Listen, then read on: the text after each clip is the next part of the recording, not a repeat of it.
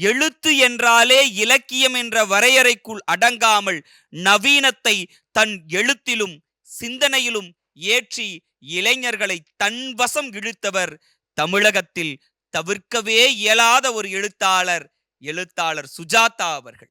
அவருடைய ஒரு சிறுகதையை பற்றி தான் நான் பேச போகிறேன். அந்த சிறுகதையின் பெயர் நிஜத்தை தேடி. இது 1980களில் எழுதிய ஒரு கதை. இன்று 2025 ஆகிறது. இன்னும் ஒரு 100 ஆண்டு கழித்தும் சுஜாதாவின் இந்த சிறுகதையை பேசப்படும் என்கிற அளவிற்கு எதிர்காலத்திற்கும் இந்த மனித குலத்திற்கு தேவையான கருத்துக்களை இந்த கதையில் மிக நுட்பமாக பதுக்கி வைத்திருக்கிறார். எத்தனையோ சிறுகதை இருக்கலாம், ஆனால் இந்த நிஜத்தை தேடி என்கிற சிறுகதை அகத்தேடலுக்கான ஒரு பயணமாக இருக்கிறது. அகத்தை அலசக்கூடிய அற்புதமான கருத்துக்களை மிக தெளிவாக இந்த சிறுகதையில் பதித்திருக்கிறார். இந்த சிறுகதை இப்படியாக தொடங்குகிறது. கல்யாணமாகி 9 வருடங்களுக்கு பிறகு ஒரு ஞாயிற்றுக்கிழமை காலை 11 மணி. கிருஷ்ணமூர்த்தியும் சித்ராவும் ஹாலில் அமர்ந்திருக்கிறார்கள். கிருஷ்ணமூர்த்தி நியூஸ் பேப்பர் படித்துக் கொண்டிருக்கிறார். சித்ரா குக்கர் விசிலுக்காக காத்து கொண்டு தொடர்கதை படித்துக் கொண்டே இருக்கிறார். அப்பொழுது யாரோ ஒருவர் மரகேட்டை திறக்கும் சத்தம். யார் என்று எட்டி பார்க்கிறார் கிருஷ்ணமூர்த்தி. தன்னுடைய தோட்டத்தின் வழியாக 30 வயது உடைய ஒருவர் வருகிறார். முகத்தில் சோகம், தட்டில் சில்லறைகளும் பணமும் ஊதுபத்தியும் கொஞ்சம் புஷ்பமும் அதிலே இருக்கிறது.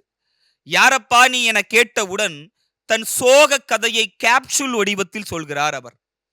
ஊருக்கு புதுசுங்க, வேலை தேடி வந்தேங்க, என் மனைவி காலையில இறந்து போயிட்டாங்க, பணத்தை எடுக்க காசு இல்ல, பெரிய மனுஷங்க உதவி பண்ணணும் என்று அந்த பாத்திரம் பேசுகிறது.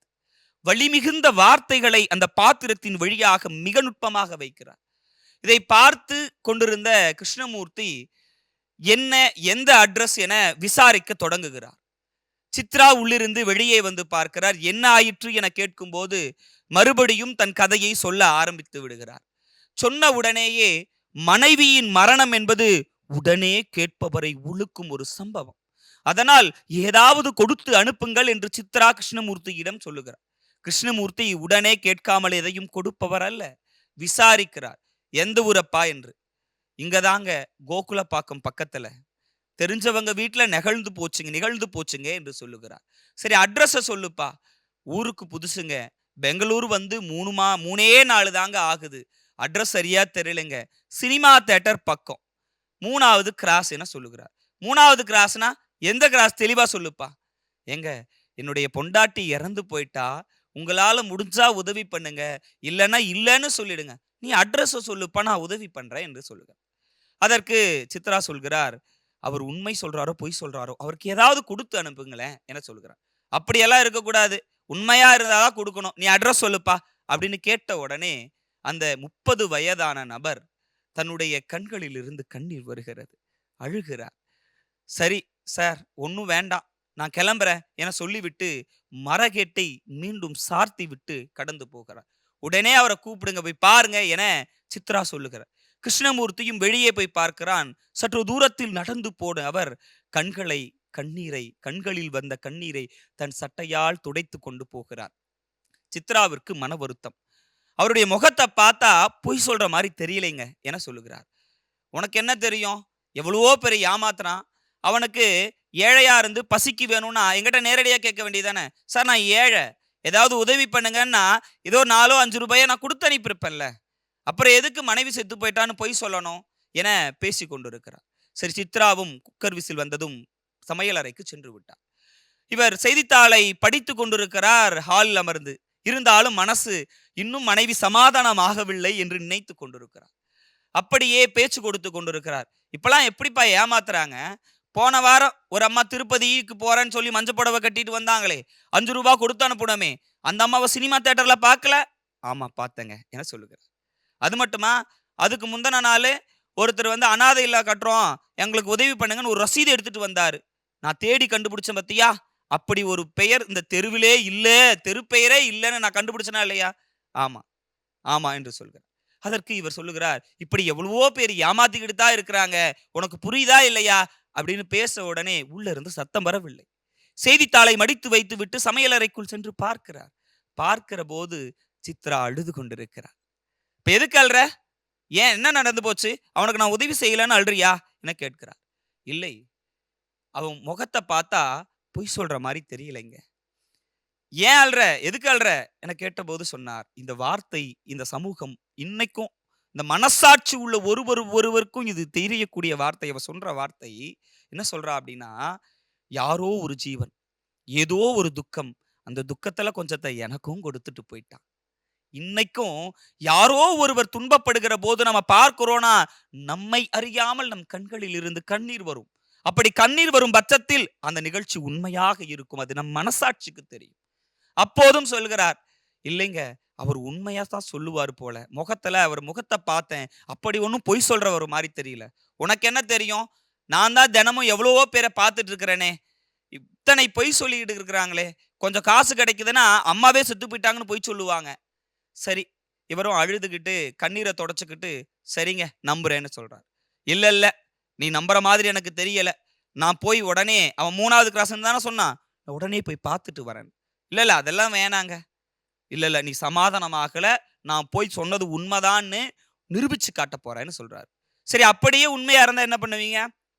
ஒரு 10 ரூபாயோ 15 ரூபாயோ நான் கொடுத்துட்டு வந்துருவேன்னு சொல்றாரு. வேகமாக காரை எடுத்துக்கொண்டு அவர் போகிறார். காரை எடுத்துக்கொண்டு போய் தியேட்டர் 3வது கிராஸ் பார்க்கிறார். பார்க்கிற பொழுது தெருவில் ஒரு பிணம், அங்கே ஒரு புகை புகைந்து கொண்டிருக்கிறது. அந்த பிணத்தின் பக்கத்தில் இந்த காசு கேட்டு வந்த நபர் அமர்ந்து அழுது கொண்டிருக்கிறார். மிக அழகாக இந்த கதையை நகர்த்தி செல்லுகிறார். அந்த இடத்திலே அவர் என்ன செய்திருப்பார் என்று எல்லோருக்கும் ஆர்வம். போய் பணத்தை கொடுத்திருப்பாரா, இல்லை வீட்டுக்கு போய் மனைவியை அழைத்து வந்து அவருக்கு ஏதாவது பெரிய உதவி செய்திருப்பாரா என்று எதிர்பார்க்கும் நேரத்தில் அந்த கதையில் நடந்தது என்ன தெரியுமா? அவர் எதுவுமே அவருக்கு உதவி செய்யவில்லை. திரும்பி வீட்டுக்கு போகிறார். வீட்டுக்கு போய் மனைவியிடம் பேசுகிறார். நான் தான் அப்பவே சொன்னேன் இல்ல, அப்படி யாரும் அங்க கிடையாது, ஒருத்தருமே அங்க இல்ல என்று சொல்லுகிறார். நான் சுஜாதாவை எந்த இடத்தில் வியந்து போகிறேன் என்றால், இந்த சிறுகதையில் அந்த மனைவி பாத்திரம் கடைசியாக ஒரு வார்த்தை பேசுகிறது. அதோடு அந்த கதை நிறைவு செய்கிறது. அப்படியா, அப்பப்பா எத்தனை பொய் என்று முடிகிறது அந்த கதை. இந்த இடத்தில் யார் பொய் சொன்னார்கள் என்று வாசகர்களின் கையிலே சுஜாதா அவர்கள் விட்டு விட்டார். யார் பொய் சொன்னார்? பார்த்த மாத்திரத்திலே இவன் பொய் சொல்லவில்லை என்று சொன்ன மனைவிக்கு 9 ஆண்டு காலமாக தன்னுடனே இருக்கக்கூடிய கணவன் பொய் சொல்ல மாட்டானா என்று தெரியாதா என்ன? நம் அகத்தேடலுக்கான ஒரு பயணம் இது. நம் மனதை உழுக்கக்கூடிய ஒரு பயணம் இது. நம் வாழ்க்கையில இந்த சிறுகதையை படிக்கும் போது நமக்கும் பல நிகழ்வுகள் நடந்திருக்கும். எனக்கும் ஒரு நிகழ்வு நடந்தது. ஒரு பேருந்து நிலையத்தில் நின்று கொண்டிருக்கிறேன். பேருந்திற்காக பணம் இல்லை என்று ஒரு நபர் வந்து என்னிடம் கேட்டார். நான் பாவம் போகிறது என்று உதவி செய்தேன். அடுத்த நாள் அதே நிலையத்தில் காத்து கொண்டிருக்கிறேன். அதே நபர் என்னிடத்திலே வந்து பணம் கேட்டார். நான் சொன்னேன், நேற்றுதானாயா கொடுத்து அனுப்பினேன் என்று. அங்கிருந்து விரைவாக சென்று விட்டார். இப்படி பார்க்கிற போது எல்லா மக்களும் போலியானவர்களும் பொய்யானவர்களும் அல்ல, அதிலே உண்மையானவர்கள் இருக்கிறார்கள். அது அகம் சார்ந்த செய்திகள். நாம் அகம் பார்த்து முகம் பார்க்கிற பொழுதே அவர்கள் உண்மை பேசுகிறார்களா பொய் பேசுகிறார்களா என்று தெரிந்து கொள்ளக்கூடிய நிகழ்வு. இந்த கதையின் வழியாக இந்த சமூகத்திற்கு சுஜாதா சொல்ல வருவது என்ன? ஒரு மனிதன் இன்னொரு மனிதனிடத்தில் மனிதநேயத்தோடு நடந்து கொள்ளுங்கள். நான் இப்படியாக சொல்லி இதை நிறைவு செய்யலாம் என்று நினைக்கிறேன். வண்ணதாசனுடைய ஒரு கவிதை, அக்கறை என்கிற ஒரு கவிதை நினைவுக்கு வருகிறது. சைக்கிளில் இருந்த தக்காளி கூடை சரிந்தது, முக்கால் சிவப்பில் உருண்டது, அனைத்து திசைகளிலும் பழங்கள், தலைக்கு மேல் வேலை இருப்பதாக கடந்தும் நடந்தும் போயினர், பழங்களை விடவும் நசுங்கி போனது ஒரு மனிதன் மற்றொரு மனிதன் மீதான அக்கறை என்று எழுதியிருப்பார்.